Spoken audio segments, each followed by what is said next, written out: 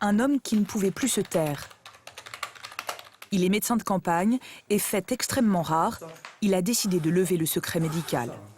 Il en a l'obligation lorsqu'il sent qu'un enfant est en danger, et c'est justement le cas. D'accord, donc j'ai vu en consultation avec sa mère. Hein.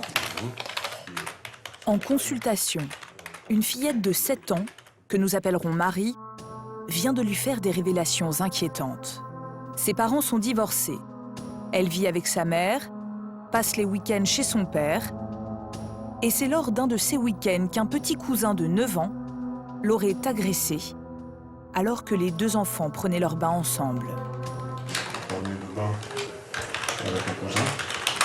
Le cousin a fait des attouchements, lui touchait la vulve, et quand si elle respectait ou l'empêchait de crier, il lui mettait la tête dans l'eau.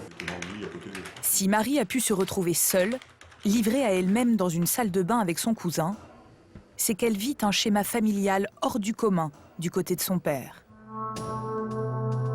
Le papa de la fillette a un frère. Les deux hommes vivent ensemble sous le même toit. Et ce qui est plus original, c'est qu'ils ont tous les deux, tour à tour, vécu avec la même femme. C'est aujourd'hui le père de Marie qui est en couple avec elle.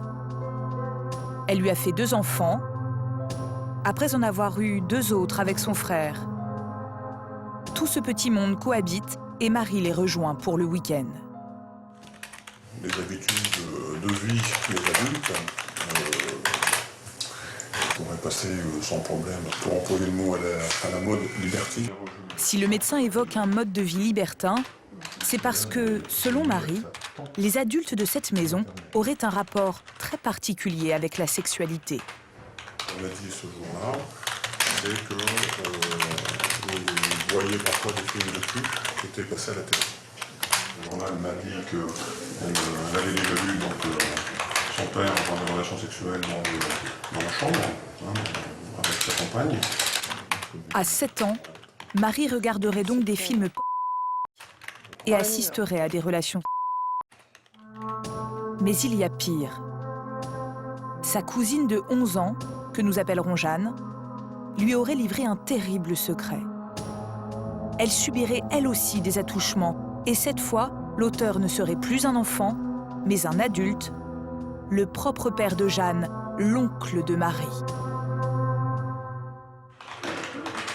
Et que la cousine qui se plaignit aussi parfois que le papa l'embêtait sans cesse. Le médecin a immédiatement demandé à Marie si elle aussi avait été agressée par cet oncle. Et la fillette a semblé embarrassée. Au niveau de sa vulve. Et quand je voulais savoir comment c'était pour l'embêter, elle, si elle avait déjà été embêtée avec un bisou de quelqu'un, etc. Là, elle n'a pas répondu à mes questions. Un silence qui alerte aussitôt Céline. La petite fille de 7 ans a peut-être peur de dénoncer son oncle. Le médecin a examiné le corps de l'enfant et n'a découvert aucune trace de... Mais au niveau examen, aussi bien vulvaire que sur les parties internes des cuisses, etc., je n'ai constaté aucune leçon. Mais Céline le sait, certaines agressions, caresses ou attouchements ne laissent aucune trace. Ils sont pourtant punis de 10 ans de prison lorsqu'ils sont commis par une personne ayant autorité sur l'enfant. Merci à vous. Bonne journée, docteur. Pour Céline, cette affaire devient une priorité. 2 fillettes semblent en danger. Mais avant de commencer son enquête avec Michel, l'un de ses collègues, elle veut tenter d'éclaircir ce schéma familial très complexe dans lequel évoluent Marie et sa cousine Jeanne. Mais même avec un tableau, les gendarmes ont du mal à s'y retrouver. Et elle, donc on va la relier en mettant séparée aussi, donc avec... D'accord, donc elle était avec l'autre frère alors. Voilà. 2 frères qui ont vécu tour à tour avec la même femme. La situation est pour le moins originale et perturbe largement les repères habituels.